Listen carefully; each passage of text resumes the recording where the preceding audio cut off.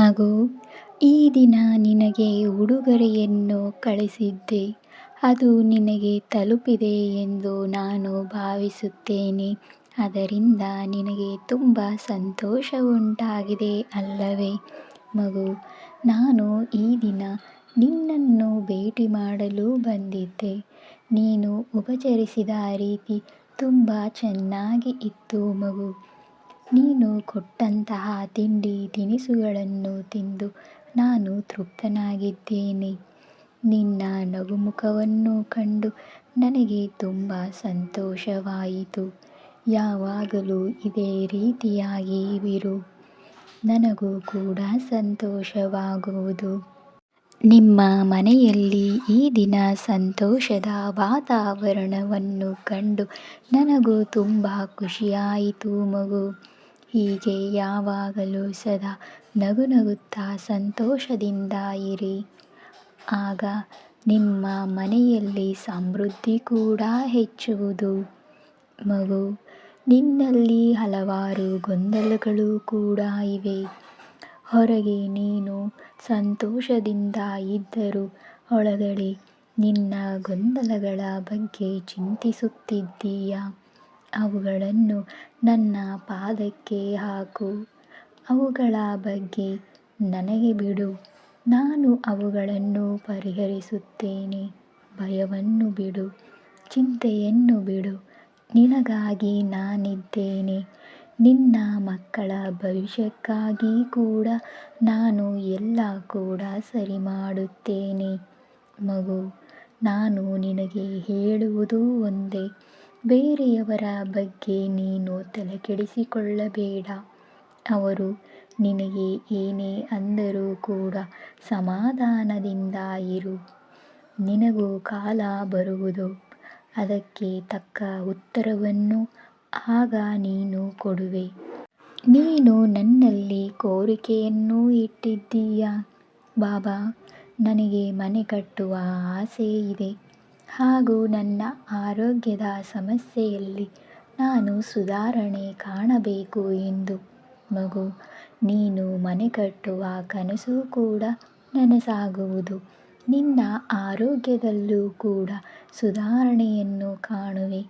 ಇನ್ನು 3 ತಿಂಗಳ ಒಳಗೆ ನೀನು ಮನೆ ಕಟ್ಟುವ ಕನಸು ನನಸಾಗುತ್ತದೆ. ಮಗು, ಆರೋಗ್ಯಕ್ಕಾಗಿ ನನ್ನ ಓದಿಯನ್ನು ಸೇವಿಸು. ಪ್ರತಿದಿನವೂ ನಿನ್ನ ಹಣೆಯ ಮೇಲೆ ನನ್ನ ಓದಿ ಇರಲಿ. ಆಗ ನಿನ್ನ ಬಳಿ ನಕಾರಾತ್ಮಕ ಶಕ್ತಿಗಳು ಸುಳಿಯುವುದಿಲ್ಲ. ನಿನಗೆ ಹೊಸ ಚೈತನ್ಯವನ್ನು ಪ್ರತಿದಿನ ತಂದುಕೊಡುತ್ತದೆ ಹಾಗೂ ನಿನಗೆ ಶಕ್ತಿಯನ್ನೂ ನೀಡುತ್ತದೆ. ಮಗು, ನಾಮ ಜಪವನ್ನು ಮಾಡಿ. ನಾಮ ಜಪ ನಿಮಗೆ ಎಷ್ಟು ಪವಿತ್ರ ಹಾಗೂ ಎಷ್ಟು ಶಕ್ತಿಶಾಲಿ ಎಂದು ತಿಳಿದಿಲ್ಲ.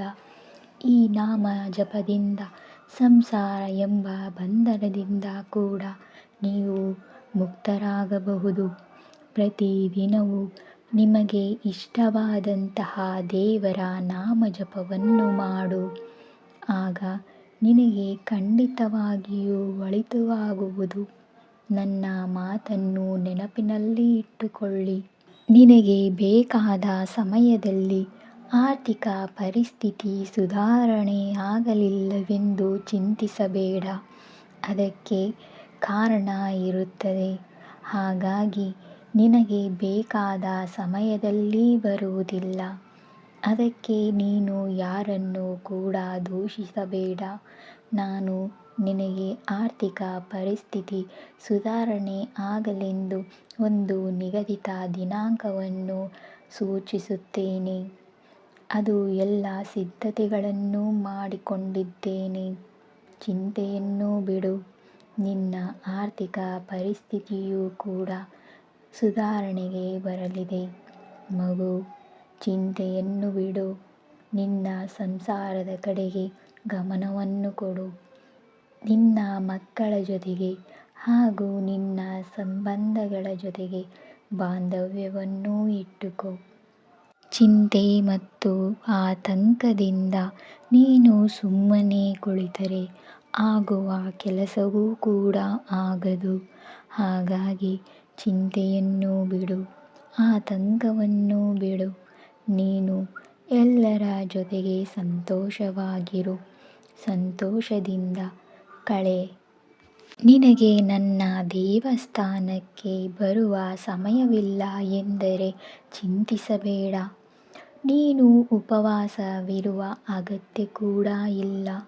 ನೀನು ನನ್ನನ್ನು ನೆನೆದರೆ ನೀನು ಇರುವ ಸ್ಥಳಕ್ಕೆ ನಾನೇ ಬರುವೆ.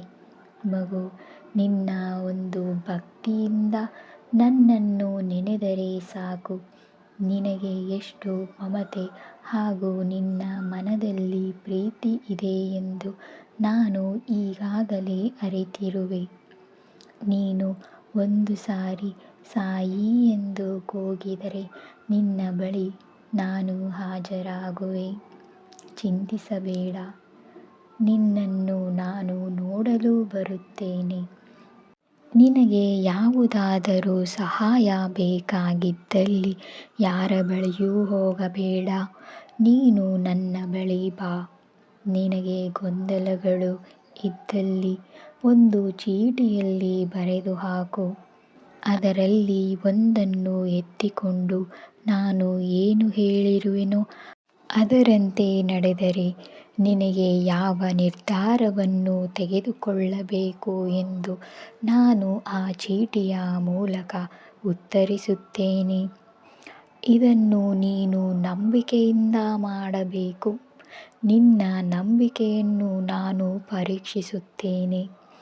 ಆ ಪರೀಕ್ಷೆಯಲ್ಲಿ ನೀನು ಪಾಸಾಗಬೇಕು ಮಗು. ನೀನು ನನ್ನ ಮೇಲೆ ನಂಬಿಕೆ ಇಟ್ಟಿದ್ದೇ ಆಗಿದ್ದಲ್ಲಿ ನಿನ್ನ ಕೆಲಸವೂ ಕೂಡ ಸುಲಭವಾಗಿ ಆಗುವುದು. ನಿನಗೆ ನನ್ನ ಮೇಲೆ ನಂಬಿಕೆ ಇಲ್ಲದಿದ್ದರೆ ನಾನು ಏನು ಮಾಡಲಿ? ಕೊನೆಗೆ ನೀವು ನನ್ನನ್ನೇ ದೂಷಿಸುವಿರಿ, ನನ್ನನ್ನೇ ಪ್ರಶ್ನೆ ಮಾಡುವಿರಿ. ನನ್ನನ್ನು ಪ್ರಶ್ನಿಸುವ ಬದಲು ನಿಮಗೆ ನೀವೇ ಪ್ರಶ್ನೆಯನ್ನು ಹಾಕಿಕೊಳ್ಳಿ. ನನಗೆ ನಿಜವಾಗಲೂ ನಂಬಿಕೆ ಇದೆಯಾ ಎಂದು. ನಾನು ಹೇಳುವುದು ನಿಜವಲ್ಲವೇ ಮಗು? ನಿಜವಾಗಿ ನೀನು ನಂಬಿದ್ದೇ ಆಗಿದ್ದಲ್ಲಿ ನಿನಗೆ ಉತ್ತರ ಸಿಗುವುದು. ನೀನು ಕಲಿಯಬೇಕಾದ ಪಾಠಗಳು ತುಂಬ ಇವೆ ಮಗು. ಪ್ರತಿದಿನ ಪ್ರತಿಯೊಬ್ಬರಿಂದ ನಾವು ಕಲಿಯಲೇಬೇಕು. ಕಲಿಕೆ ಅಷ್ಟು ಸುಲಭವಾಗಿ ನಿಲ್ಲುವುದಿಲ್ಲ. ಅದು ಪ್ರತಿದಿನವೂ ನಮಗೆ ಹೊಸತೊಂದು ಪಾಠವನ್ನು ಕಲಿಸುತ್ತದೆ. ನಿನಗಾಗಿ ಒಳಿತು ಆಗುತ್ತದೆ. ನೀನು ಕಲಿತಿದ್ದೇ ಆಗಿದ್ದಲ್ಲಿ ನಿನಗೂ ಭವಿಷ್ಯದಲ್ಲಿ ಅದು ಉಪಯೋಗಕ್ಕೆ ಬರುವುದು. ಹಾಗಾಗಿ ದಿನವೂ ಹೊಸತನ್ನು ಕಲಿ. ದಿನವೂ ನೀನು ಹೊಸ ವಿಷಯಗಳನ್ನು ಕಲಿಯಬೇಕು ಮಗು. ಹಾಗೆ ಕೂತರೆ ನಿನ್ನ ಜೀವನದಲ್ಲಿ ತುಂಬ ನಷ್ಟವಾಗುವುದು.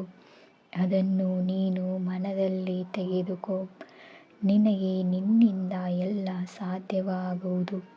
ನಡೆ, ನಾನು ನಿನ್ನ ಜೊತೆ ಇದ್ದೇನೆ. ನೀನು ಒಂದು ಹೆಜ್ಜೆಯನ್ನು ಇಟ್ಟು ನನ್ನ ಬಳಿಗೆ ಬಂದರೆ ನಾನು ನಿನ್ನ ಜೊತೆಯಾಗಿ ನಿನಗೆ 100 ಹೆಜ್ಜೆಯನ್ನು ದಾಟಿಸುತ್ತೇನೆ. ಈ ಸಂಸಾರವೆಂಬ ಭವಸಾಗರವನ್ನೇ ದಾಟಿಸುವ ನಿನಗೆ ನಾನು ಮಾರ್ಗದರ್ಶನ ಮಾಡುವುದಿಲ್ಲವೇ? ನಾವಿಕನಾಗಿ ನಿನ್ನ ಜೊತೆ ನಾನಿದ್ದೇನೆ. ನಿನಗೆ ನನ್ನ ಮೇಲೆ ನಂಬಿಕೆ ಇದ್ದರೆ ನನ್ನನ್ನು ನಂಬಿ ನಡೆ. ನಿನಗೆ ಉತ್ತಮ ಭವಿಷ್ಯ ಇದೆ ಮಗು. ಅದನ್ನು ನೀನು ಅರಿತುಕೋ. ಅದನ್ನು ನೀನು ಮನದಟ್ಟು ಮಾಡಿಕೋ. ನನ್ನ ಮೇಲೆ ನಂಬಿಕೆ ಇಡು. ಎಲ್ಲವೂ ಒಳಿತಾಗುವುದು. ನಿನ್ನ ಜೊತೆ ನಾನಿದ್ದೇನೆ. ಹಾಗೂ ನಿನ್ನ ತಂದೆ ತಾಯಿಗಳಿಗೆ ನಮಸ್ಕರಿಸು. ಅವರು ನಿನಗಾಗಿ ಎಲ್ಲವನ್ನೂ ತ್ಯಾಗ ಮಾಡಿದ್ದಾರೆ. ಅದರ ಪ್ರತಿಫಲವಾಗಿ ನೀನು ಅವರಿಗೆ ನೀಡಿರುವುದು ಏನು ಮಗು? ಒಂದು ಸಾರಿ ಯೋಚಿಸು. ಅವರು ನೀನು ಹುಟ್ಟಿದಾಗಿನಿಂದ ಇಲ್ಲಿಯವರೆಗೂ ನಿನ್ನನ್ನು ಆಡಿಸಿ ಪೋಷಿಸಿ ಓದಿಸಿ ನಿನ್ನನ್ನು ಈ ಮಟ್ಟಿಗೆ ಬೆಳೆಸಿದ್ದಾರೆ. ಅವರಿಗೆ ನೀನು ಕೊಟ್ಟಿರುವುದು ಕಣ್ಣೀರು ಮಾತ್ರ. ಮಗು, ಈಗಲಾದರೂ ಅರ್ಥ ಮಾಡಿಕೊ, ನಿನ್ನ ಭವಿಷ್ಯವನ್ನು ಕಟ್ಟಿಕೊ. ನಿನ್ನ ಜೊತೆ ನಾನಿದ್ದೇನೆ, ನಿನ್ನ ಕೈಯನ್ನು ನಾನು ಹಿಡಿದಿದ್ದೇನೆ, ನಿನ್ನನ್ನು ನಾನು ನಡೆಸುತ್ತೇನೆ. ನಿನಗೆ ಸ್ನೇಹಿತರಿಲ್ಲ ಎಂದು ಕೊರಗಬೇಡ. ನಿನ್ನ ಸ್ನೇಹಿತನಾಗಿ, ಬಂಧುವಾಗಿ ನಿನ್ನ ಜೊತೆ ನಾನಿದ್ದೇನೆ. ನೀನು ನೆನೆದಾಗಲೆಲ್ಲ ನಾನು ನಿನ್ನ ಬಳಿ ಧಾವಿಸುತ್ತೇನೆ. ನೀನು ಸಾಯಿ ಎಂದು ಕೂಗಿದರೆ ಸಾಕು, ನಿನ್ನ ಪ್ರೀತಿ ಹಾಗೂ ಮಮತೆಯ ಕೂಗು ನನ್ನ ಹೃದಯವನ್ನು ಮುಟ್ಟಿದೆ. ನಿನ್ನನ್ನು ಹೇಗೆ ತಿರಸ್ಕರಿಸಲಿ ಹೇಳು. ನೀನು ನನ್ನ ಒಂದು ಭಾಗವೇ ಆಗಿರುವೆ. ನನ್ನ ಬಳಿ ಸಾವಿರಾರು ಭಕ್ತರು ಬಂದರೂ ನಾನು ಎಲ್ಲರನ್ನೂ ನೋಡುವೆ. ನನ್ನ ಒಂದು ದೃಷ್ಟಿಕೋನವೂ ಕೂಡ ನಿನ್ನ ಮೇಲೆ ಇದೆ. ಬಾಬಾ, ನಿನಗೆ ಸಾವಿರಾರು ಭಕ್ತರು, ಅದರಲ್ಲಿ ನಾನು ನಿಮಗೆ ಎಲ್ಲಿ ಕಾಣುತ್ತೇನೆ ಎಂಬ ಗೊಂದಲವನ್ನು ತೆಗೆದುಹಾಕು, ತಲೆಯಿಂದ ತೆಗೆದುಹಾಕು. ನನ್ನ ಬಳಿ ಸಾವಿರಾರು ಲಕ್ಷಾಂತರ ಭಕ್ತರು ಬಂದರೂ ಕೂಡ ನನ್ನ ದೃಷ್ಟಿ ನನ್ನ ಎಲ್ಲ ಮಕ್ಕಳ ಮೇಲೆ ಇರುತ್ತದೆ. ನಾನು ಎಲ್ಲರನ್ನೂ ನೋಡಿಕೊಳ್ಳುತ್ತೇನೆ. ನಿಮಗೆ ನನ್ನ ಸಮಾಧಿಯ ಮೂಲೆಯಿಂದಲೇ ಪವಾಡವನ್ನು ಸೃಷ್ಟಿಸುತ್ತೇನೆ. ನಿನಗೆ ನಿನ್ನ ಮಕ್ಕಳ ಚಿಂತೆ ಎಂದು ನನಗೆ ಚೆನ್ನಾಗಿ ತಿಳಿದಿದೆ. ಅವರಿಗೆ ಓದುವಾಗ ಅವರ ನಾಲಿಗೆಯಲ್ಲಿ ಒಂದು ಚಿಟಕಿ ಊದಿಯನ್ನು ಹಾಕಿ ಓದಿಸಲು ಕೂರಿಸು. ಅವರಿಗೆ ವಿದ್ಯೆ ಒಲಿಯಲಿದೆ. ಅವರು ಭವಿಷ್ಯದಲ್ಲಿ ಉತ್ತಮವಾಗಿ ಇರುತ್ತಾರೆ. ಅವರ ಚಿಂತೆಯನ್ನು ಬಿಡು. ಅವರ ಜೊತೆ ಕೂಡ ನಾನಿದ್ದೇನೆ. ನೀನು ನಿನ್ನ ಸೇವೆಯನ್ನು ಮುಂದುವರಿಸು. ಮನಸ್ಸನ್ನು ಚಂಚಲವಾಗಿ ಬಿಡಬೇಡ. ನೀನು ಮಾಡಬೇಕಾದ ಕರ್ತವ್ಯವನ್ನು ನೀನು ಮಾಡುತ್ತಿದ್ದೀಯ. ಅದನ್ನು ನಾನು ಕೂಡ ನೋಡುತ್ತಿದ್ದೇನೆ. ಉಪವಾಸವಿದ್ದು ನೀನು ವ್ರತ ಅಥವಾ ಪೂಜೆ ಮಾಡುವುದು ಬೇಡ. ನನಗೆ ನೀನು ಇಟ್ಟಿರುವಂತಹ ಭಕ್ತಿ, ಪ್ರೀತಿ, ಪ್ರೇಮ, ವಾತ್ಸಲ್ಯ ಇಷ್ಟೇ ಸಾಕು ಮಗು. ನೀನು ಪ್ರೀತಿಯಿಂದ ನನಗೆ ಏನಾದರೂ ಸಮರ್ಪಿಸಿದರೆ ಅದನ್ನು ನಾನು ಸ್ವೀಕರಿಸುವೆನು. ದಯವಿಟ್ಟು ಉಪವಾಸವಿದ್ದು ನೀನು ಪೂಜೆ ವ್ರತಗಳನ್ನು ಮಾಡಬೇಡ. ಅದನ್ನು ನಾನು ಸಹಿಸಿಕೊಳ್ಳುವುದಿಲ್ಲ. ನನ್ನ ಮಕ್ಕಳು ಉಪವಾಸವಿದ್ದು ಪೂಜೆ ವ್ರತಗಳನ್ನು ಮಾಡುವುದು ನನಗೆ ನೋವುಂಟು ಆಗುವುದು. ಹಾಗಾಗಿ ನೀನು ಏನಾದರೂ ಸ್ವೀಕರಿಸಿ ಪೂಜೆಯನ್ನು ಮಾಡು. ಎಲ್ಲ ಒಳಿತಾಗುವುದು. ಎಲ್ಲರಿಗೂ ಶುಭವಾಗಲಿ.